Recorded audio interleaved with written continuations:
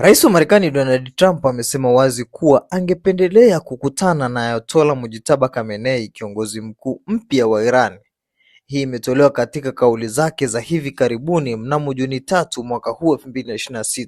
Trump alizungumza katika mahojiano na New York Post na pia alipoulizwa na waandishi wa habari katika ofisi ya Oval alisema yafuatayo: "Yeah, I like to meet him. I'd like to meet everybody.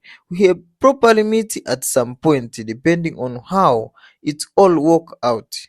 Aliongeza kuwa Mujtaba Khamenei anashiriki moja kwa moja katika mazungumzo yanayoendelea kati ya Marekani na Iran ili kumaliza vita vilivyodumu kwa miezi kadhaa. Katika kauli nyingine alisema kuwa angeheshimu kukutana naye iwapo mkataba wa amani utafikiwa, hasa kuhusu kufungua Strait of Hormuz bila vikwazo, kupunguza vikwazo vya kiuchumi na masuala ya kinyuklia. Hii inakuja wakati wa mazungumzo yanayoendelea kupitia upatanishi wa nchi kama Pakistan ili kumaliza mzozo ulioanza baada ya kifo cha baba yake Ayatollah Ali Khamenei mnamo Februari mwaka huu 2026.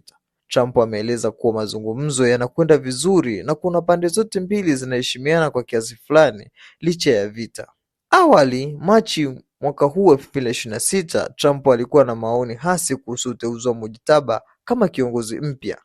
Aliita uteuzi huo kama disappointing na hata alisema Mujtaba ni lightweight na alitakiwa kushiriki katika kuchagua kiongozi mpya wa Iran.